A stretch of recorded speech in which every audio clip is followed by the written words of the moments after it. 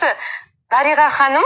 Видео қандай? Осы, Ал енді кинодағыдай. айтшы бір. Абейсіздер ма? Дариға ақ көңіл, ондай емес. Күшті отырсыз ғой.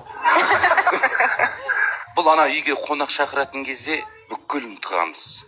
Алтын, ана новый орамал, жастық, полотенце, простыня, бәрін тығамыз. Сыйлыққа кетіп қала ма? Кетіп қалады. Содан аламыз, складқа тығамыз, үйдің үстіне тығамыз, сандыққа тығамыз, құлып салып тастаймыз. Бұл ондай емес, вообще басқа. Дарылдақ қой, не дейді? Патек су айтты ма? Индияда көрдік қой, Руби шашып жүрген. Біреу аласа Руби таратып жүр ғой. Ана мысалға бір кісі айтпай-ақ қойын енді, қанша бір үлкен қымбат браслет сыйлады. Соны сыйлады, 2 сағаттан кейін біреудің бір қызы бір 12-ке ма толып жатыр, қолымдағын алды да тарата салды, бере салды. Дариға дедім. Бұл кетті анау. Сондай адам бұл. Жүзге толып атса. Наурат, мен айтам, сен Дариға шашасын, қалай жинаймыз деп. Сондайды. Надоелсың деп. Иә, надоелсың деп. Кейін жіндағыдай. Тамаша. Дариға Бадықовамен таныстыңыз. Иә. Ол кезде Дариға ханым қандай еді? Алғашқы таныстық, алғашқы сезім қалай басталды? Қыз кезінде бәрі жақсы дейді ғой еді. Өзінің әйелін қызғанбаған ер азамат емес деген сондай намыс та бар. Соны Дариға дедім. Мен бірінші рет айттым осы 2023-те. Осы сен что-то олжас дей бересің. Сен что-то не көңілің кетіп қалды ма дедім. Ойбай, мен қайтемін деді. 18 жыл бойы күшік күйеу болғаның үшін өкінесіз ба?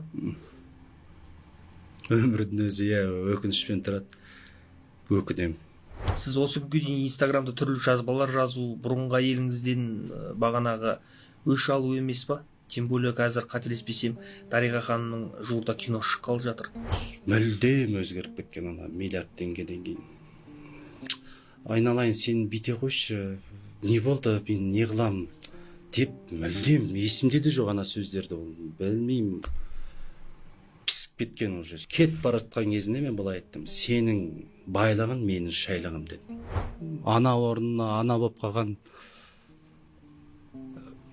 Мәншік әпке кешірші. Түседі, январдың бір 10-да ма 15-інде ма примерно алады.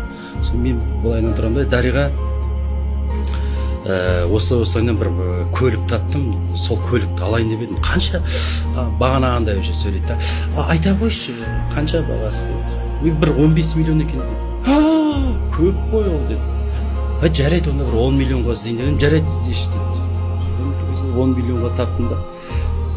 Бір өзімде уже ана бір екінші звондағанға бір жарайды деп звондадым.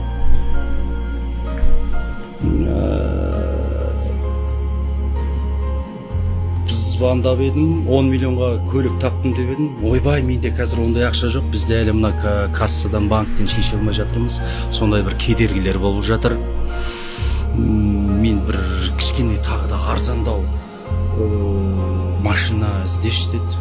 Одан мен түсіп баратырмын деп.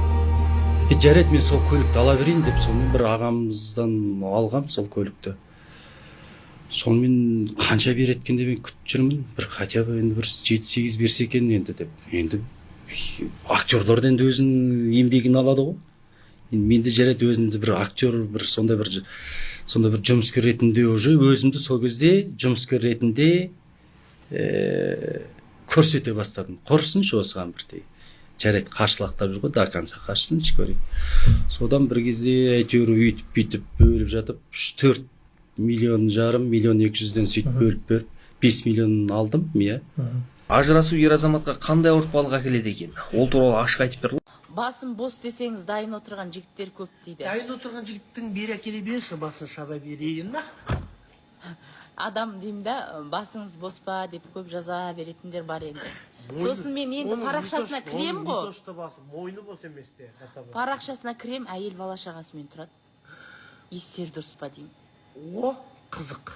Тоқтат, дұрыстап айт. Әйел бала шағасы сосын тұрам да айтшы айғай. Мән бермеймін, өтіп кетті. Ол жастың түрін көрсетуге болмайтын болып тұр, түрінен түрі жоқ.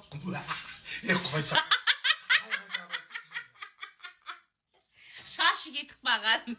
Жаңа самолетта ұйқы көрмегенде ұйықтады. Естен танып, біраз далаға шыққан чесін жей алмады бейшара. Чемоданның қайда қалғанын білмей. Стюардесса аға, креслоңызды көтеріңіз аға десе құрышы бар деген ғой.